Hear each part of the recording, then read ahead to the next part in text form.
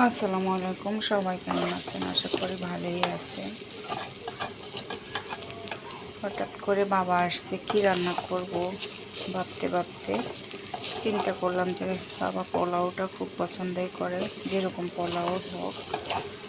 তারপরে এখন একটু পোলাও বসাই দিলাম, আর পোলাওটা করব, আর একটু মুরগি রোস্ট করব, আর এখানে হোমা মাছ রান্না করতে আসছি।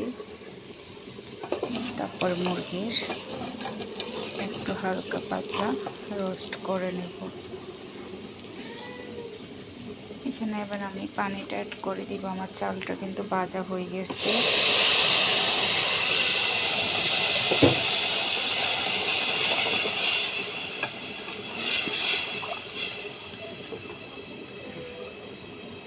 এই যে পানিটা পরিমাণ মতো দিয়ে দিলাম, আর 3-4টা কাঁচামরিচ দিয়ে দিলাম। আমার পোলাওটা হোক। এই যে দেখেন পোলাওটা প্রায় হয়ে আসছে। এখানে সামান্য একটু ঘি অ্যাড করলাম যাতে ফ্লেভারটা ভালো আসে। এই যে দেখেন পোলাওটা একদম। এবার আমি দমে বসাই দেব ঢাকনাটা দিয়ে। আর কি আমি দমে বসাই দিলাম, তারপরে আপনাদের সাথে শেয়ার। এই যে দেখেন এখান থেকে হোমা মাছটা রান্না শেষ। আমি এখন কাঁচামরিচ দিয়ে দিলাম। এই যে দেখেন আমার মাছটা রান্না শেষ। এটা মাছটাকে আমি নামিয়ে নেব।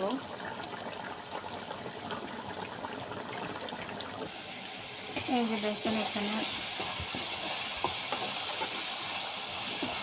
মশলা সব রকমের দিয়ে একটু ভাজা করে নিতে আছে।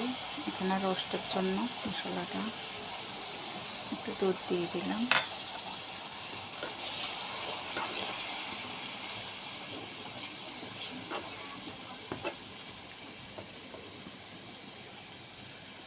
এই যে একটু চিনি আর আমি মরিচের গুঁড়া দিয়ে দিলাম।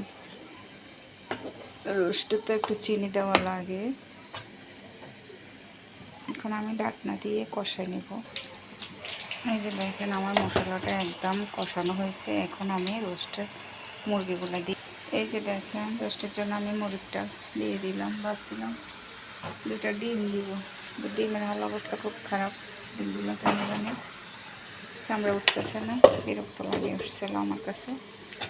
আর এখানে আমি চিচিঙ্গার ছোকলাগুলা বাটি ব্লেন্ডার করে নিলাম, ওগুলো একটু ভাজা করব। এই যে দেখেন কষানো হইতেছে, অল্প একটু আমি দুধ অ্যাড করব। আর এখানে এই যে সব রকমের একটু একটু মশলা আমি দিয়ে দিলাম। তারপরে আমি চিচিঙ্গার ছোকলাটা দিয়ে দিই। এই যে দেখেন চিচিঙ্গার ছোকলাটা দিয়ে দিলাম।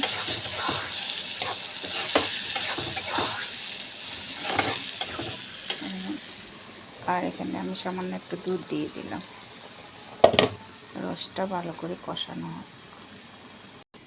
দেখেন এই যে কষানো মোটামুটি যাই হয়েছে, আমি একটু পানি অ্যাড করে দিই যাতে মুরগিটা মোটামুটি সিদ্ধ হয়।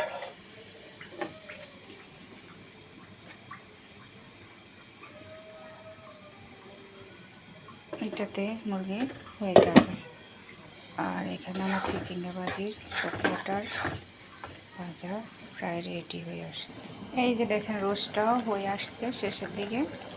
আর আমার এই যে চিচিঙ্গা ছোকলাটাও ভাজা শেষের দিকে।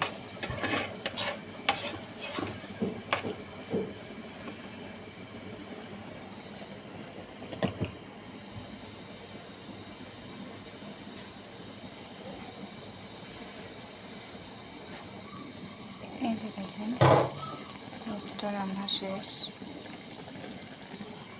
আর এখানে আমার ভাজিটাও শেষ।